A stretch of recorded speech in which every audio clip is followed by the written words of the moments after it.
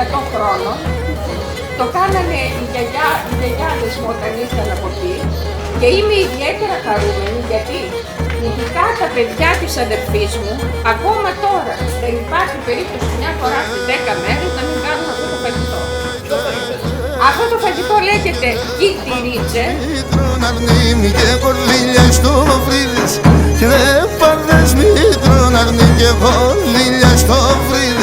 Εγώ πασκευρίσκω το σάτιμα με μια τον γύρι.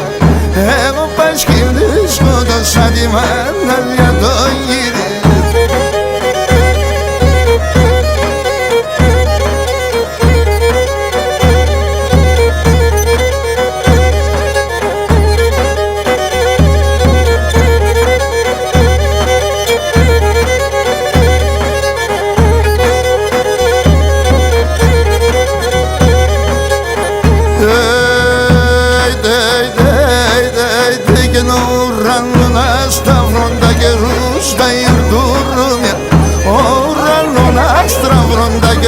Στα ιουρδούρμια το κεφάλι με τσάμπωσασε σαν τα καλδούρμια.